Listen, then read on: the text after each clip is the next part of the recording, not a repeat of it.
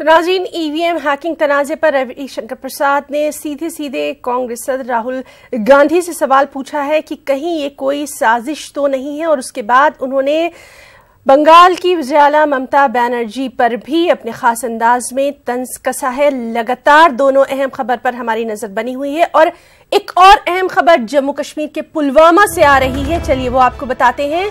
जम्मू कश्मीर के पुलवामा से पाहू पुलवामा में सीआरपीएफ पार्टी पर हमला हुआ है। मिलिटेंटों ने पार्टी पर यह फायरिंग की है। हालांकि अभी तक जो इत्तलात हैं उनके मुताबिक किसी के जख्मी होने की कोई इत्तला नहीं है। इलाके को फोर्सेज ने अपने मुहासरे में ले लिया है। तो आपको बता दें, पुलवामा के पाहू में सीआरपीएफ पार्टी पर हमला हुआ है। मिलिटेंटों ने पार्टी पर फायरिंग की है। हालांकि किसी के जख्मी होने की कोई इत्तला नहीं है। इलाके को सिक्योरिटी फोर्सेस ने अपने मुहासरे में ले लिया है।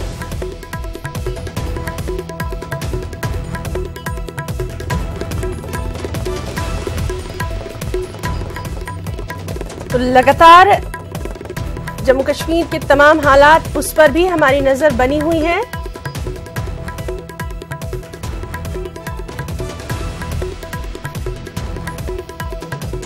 चलिए अब अपडेट।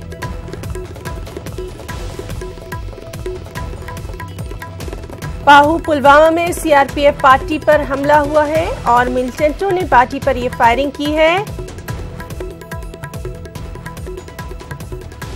चलिए अपडेट के लिए सीधे रुख करेंगे हमारे साथी बिलाल खान का। बिलाल, आपसे ताजा अपडेट चाहेंगे, तफसीलात।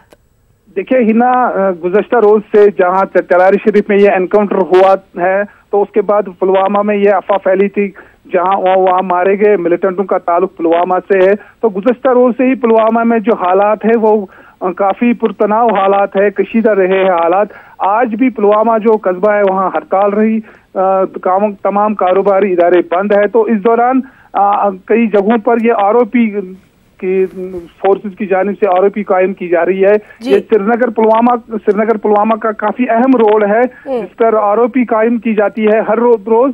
तो आज भी ये जो ही ये सीआरपीएफ पार्टी वहां नाका लगा रही थी तो उस दौरान नजदीकी जो मेवा बागात है तो उसमें किसी मिलिटेंट ने इन पर फायर किया। तो फायर में अभी तक किसी के जख्मी होने की कोई खबर नहीं है। ताहम मिलिटेंटों की तलाश के लिए फोर्सेस ने पूरे इलाके का मुहासरा किया है। तो तलाशी कार्रवाई बड़े पैमाने पर जारी है।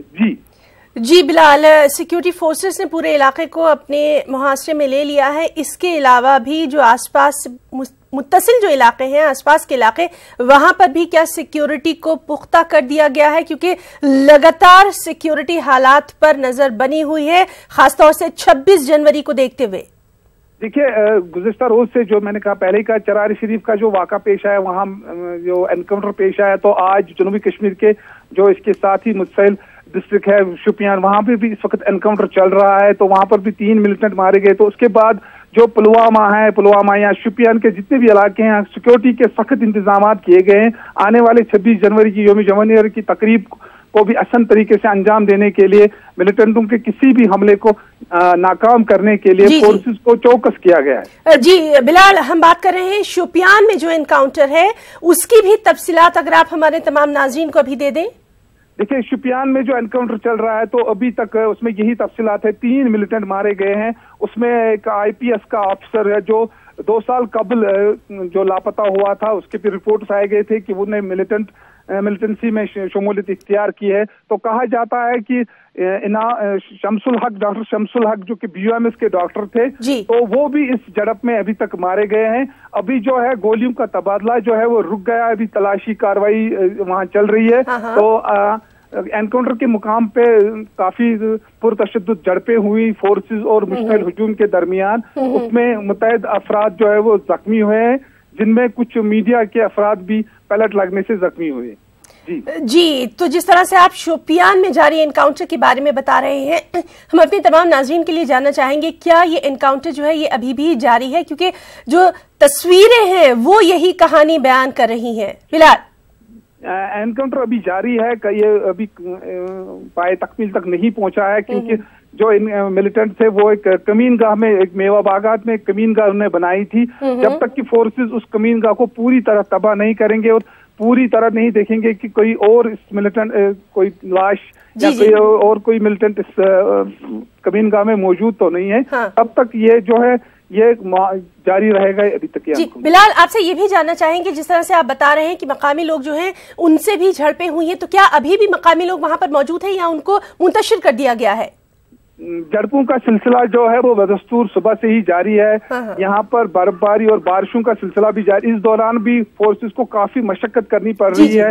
जो मुश्तहल हुजूम है, जो मुश्तहल अफराद है, वो एनकाउंटर साइट से दूर रहे, उनको मुंतशिर करने के लिए पैलेट और अभी तक आंसू गैस का इस्तेमाल किया जा रहा है। जी बिलाल, बहुत बहुत शुक्रिया आपका इस तमाम तर तफसीली जानकारी के लिए। वहां के हालात पर नजर बनाए रखिए, आगे भी हम आपसे इसी तरह से अपडेट लेते रहेंगे। तो अपने तमाम नाज़रीन को बता दें कि जम्मू कश्मीर के जिला शोपियान में भी एनकाउंटर जारी है। इसमें 3 मिलिटेंटों को हलाक किया गया है। जिस तरह से बिलाल ने बताया कि अभी भी वहां पर गोलियों का तबादला जारी है और इसमें एक फौजी जवान के जख्मी होने की भी इत्तला है। एनकाउंटर के मुकाम के पास मकामी लोगों और जो सिक्योरिटी फोर्सेस है उनमें झड़पें हुई। इस दौरान कुछ जर्नलिस्ट यानी सहाफी भी जख्मी हुए हैं, मकामी लोग भी जख्मी हुए हैं और एनकाउंटर को देखते हुए शोपियान में मोबाइल इंटरनेट खिदमात भी मुअत्तल कर दी गई हैं।